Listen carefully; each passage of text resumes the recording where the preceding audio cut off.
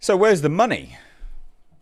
Where's the money? We've sent a lot of money to Ukraine. Really? I can't believe we can't track it. I know. A lot of cash. And there's been a long-standing corruption problem in Ukraine. A long-standing corruption problem, which we knew. Wasn't it the most corrupt country in Europe? We're one of. Yeah. One of, yeah. If not the most. We'll have a look at the one of the latest corruption indices of Ukraine in a minute as well. But basically, they have a corruption problem. It's long-standing, and we've got a brand new corruption scandal, which is not. It's not your average corruption scandal. This is a pretty big one. Yeah, another day ending in Y in Ukraine, right? Yeah, well, yeah. But this one's a pretty big one because these are linked directly to Zelensky. Oh. So it's quite a big deal. So basically, I've got some bullet points here that I'm just going to read off. But this is obviously just the BBC article. So Ukraine's energy minister, and I'm going to butcher all of this because their names are just a bit absurd, basically. Svitlana Grinchuk and Justice Minister Herman Halushenko, they've resigned following a major investigation of corruption in the energy sector. Really? So President Zelensky called for their removal on Wednesday. Halushenko stated he would defend himself against the accusations. Grinchuk said on social media, "Within the scope of my professional activities, there were no violations of the law." Yeah, sure, mate. That's an interesting way of sure carving out within the scope of my professional activities. Nothing wrong. Yeah, I'm all fine. So the embezzlement, what happened? So anti-corruption bodies accused several people of orchestrating an embezzlement scheme in the energy sector worth about $100 million. Just a breezy, cool 100 mil. Why not? Including at the national nuclear operator Enerhautum. Interesting. So the scheme involved Justice Minister Herman and other key ministers and officials receiving payments from contractors building fortifications against Russian attacks on energy infrastructure. So it's kind of all interlinked. There's a whole sort of big pile here. Not only that, so involved individuals include former Deputy Prime Minister Oleksiy Chermishov and Timur Mindik. A businessman. I assume you're pronouncing these correctly. Yeah, whatever. At me, I guess. But this one's interesting because that is a businessman and co-owner of Zelensky's former TV studio. And he's fled the country. So yeah. Wait, no, because he's innocent. Yeah, that's how I know he's innocent. Fled the country because he's innocent. Fled to Qatar or something. Yeah. So this is interesting, right? Like, it's not just.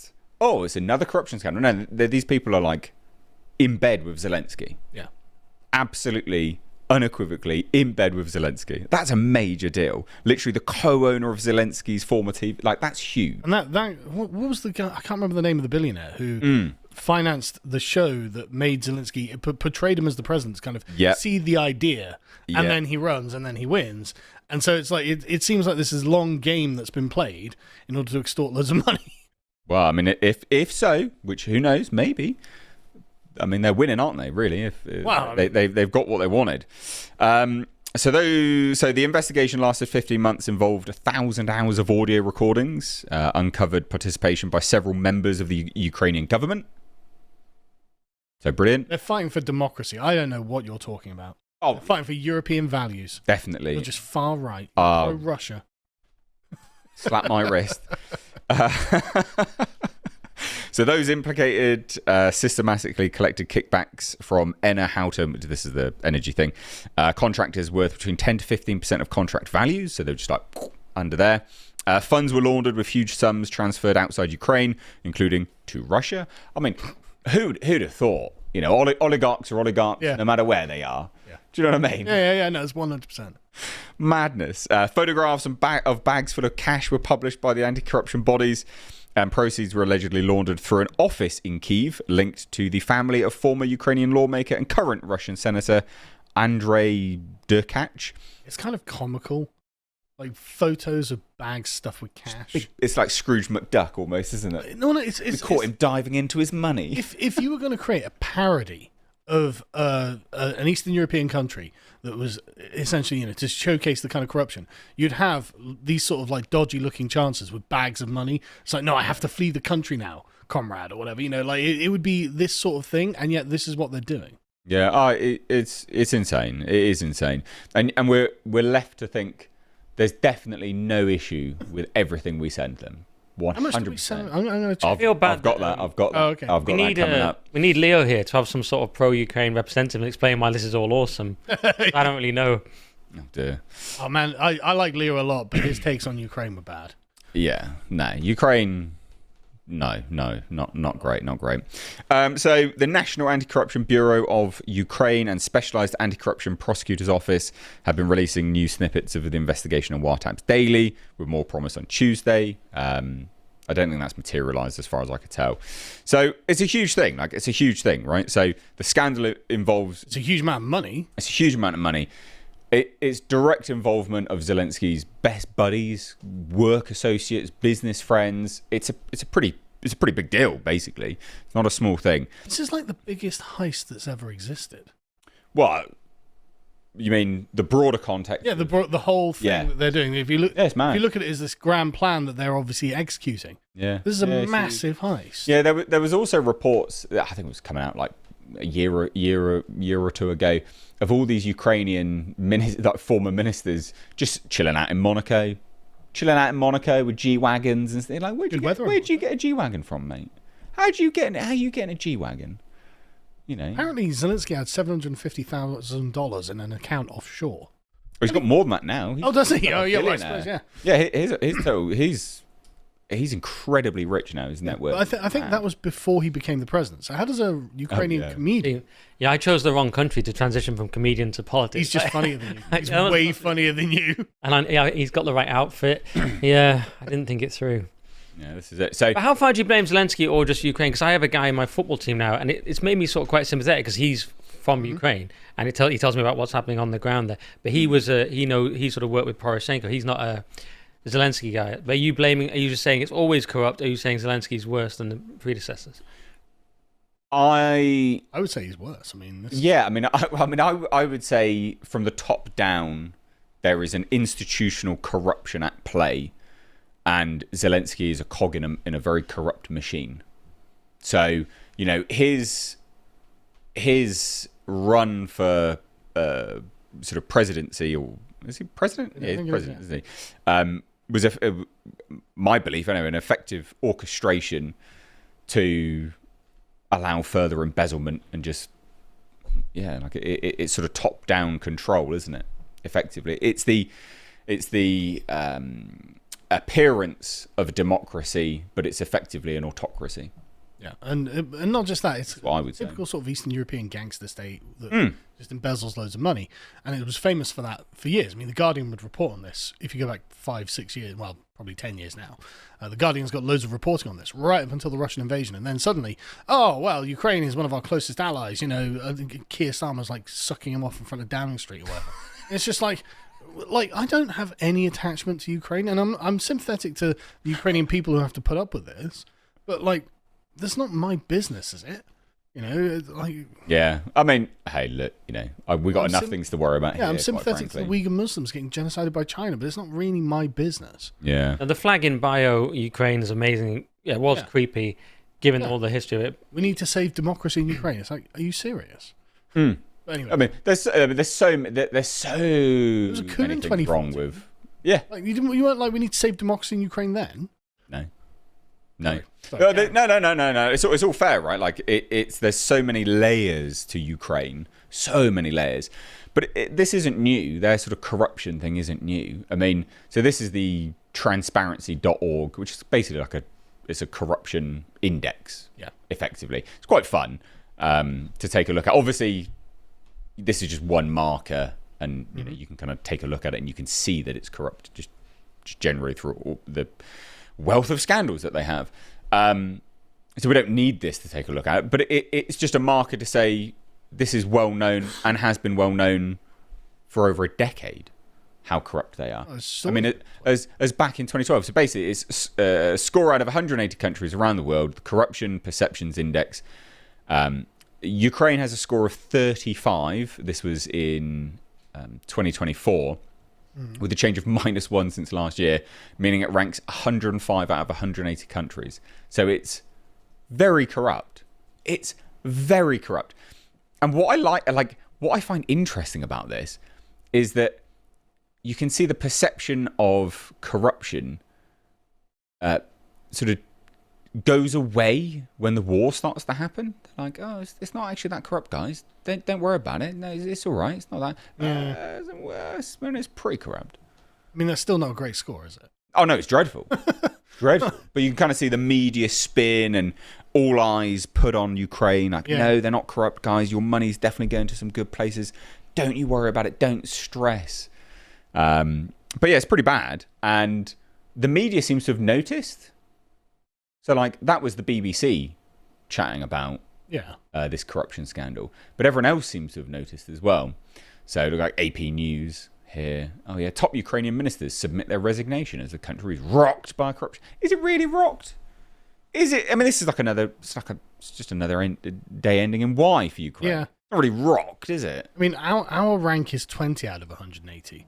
And we have a score of 71 out of 100, which is higher than I was expecting, actually. Lower than I was expecting, actually. Yeah. But still twice that of Ukraine. It's pretty bad, isn't it? Yeah. That's pretty bad. So, and then we've also, I mean, there's, again, just a whole bunch of articles. Ukraine battered by bombing and scarred by corruption. It's like, yeah, this isn't news. No. Right? Like, you know, you've given them however much money for however long now, and none of this will sort of change the trajectory of the aid that you provide them. And it is mad. Well, you've made some oligarchs insanely rich. I mean, they're probably having a very nice time in Monaco. Well, yeah, there is that. I looked up the amount that we have collectively given Ukraine in the last couple of years. What's your figure then? Because I've got a figure here. $360 billion. That's including the EU, Britain, and America. Oh, I've got a higher Oh, figure than okay, that. go on. 21.8 billion. So the UK has committed a total... that's us personally, isn't it? Yeah, UK has committed £21.8 billion in support to Ukraine, with 13 billion designated for military assistance, and the remainder for non-military support. Military aid includes gifted equipment, 2.26 billion loan, for which repayment will come from frozen Russian assets. Doubt it. And a commitment to spend £4.5 billion on military support in 2025 alone. I mean, that's again, just mental. Yeah, but that's just from us. In total, from America, the EU, and us, 360 billion. That's insane.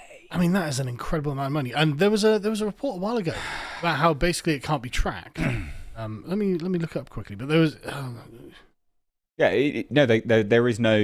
there is no tracking on where there's this no money's paper gone. trail for any of it. Yeah, there is none at all. Yeah, the Center for Strategic International Studies says there's $100 billion missing in aid from Ukraine, as in America sent it.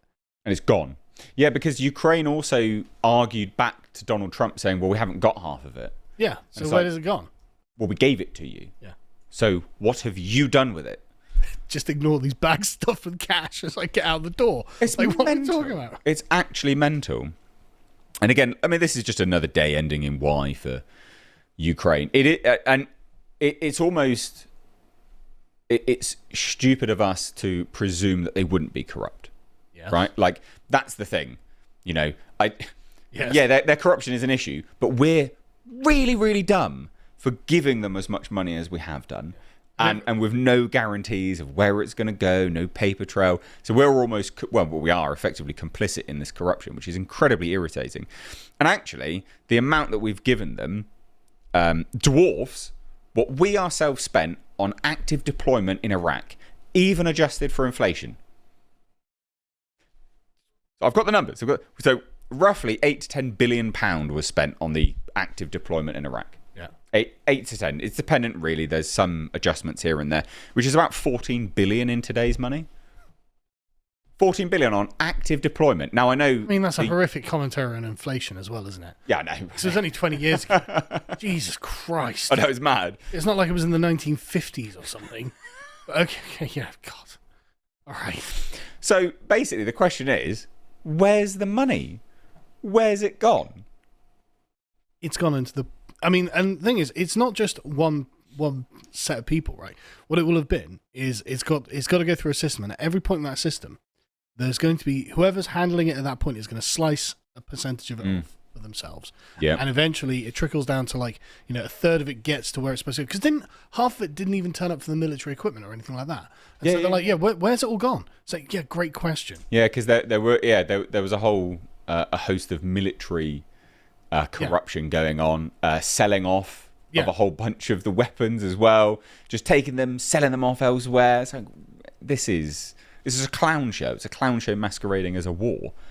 So our money's gone. AP, US failed to track more than $1 billion in military gear given to Ukraine. Pentagon watchdog says. It's like, what were you doing? We'll just stamp it. Just stamp it. Get it through the House. Get it through the Senate. Get it out. Gone, and it's gone forever. And there are black holes. It's the meme of South Park, and it's gone. Yeah, it literally is. And it's gone.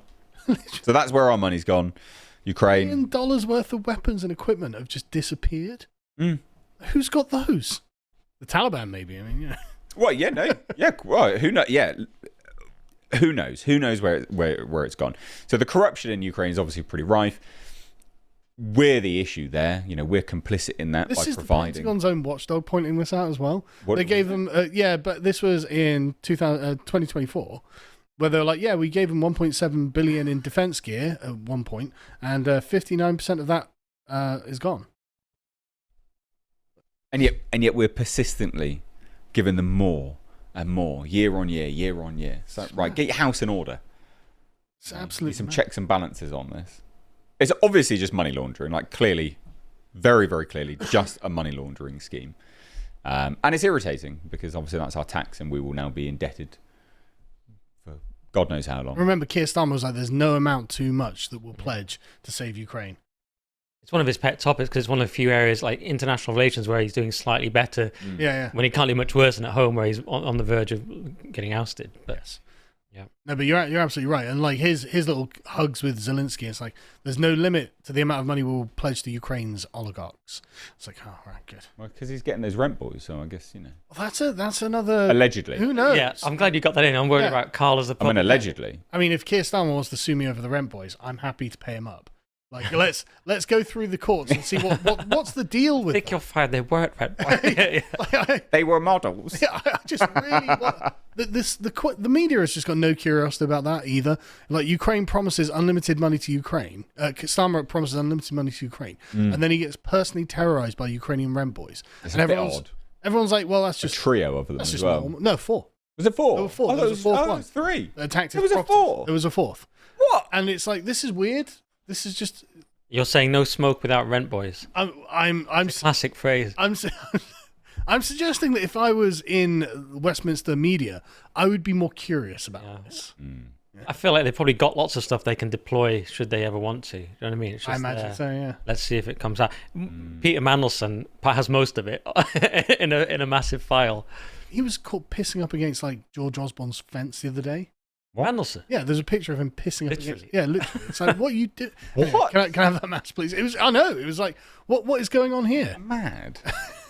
Anyway. If you would like to watch the full uncut version that is also uncensored, head on over to lotuseaters.com to find out more.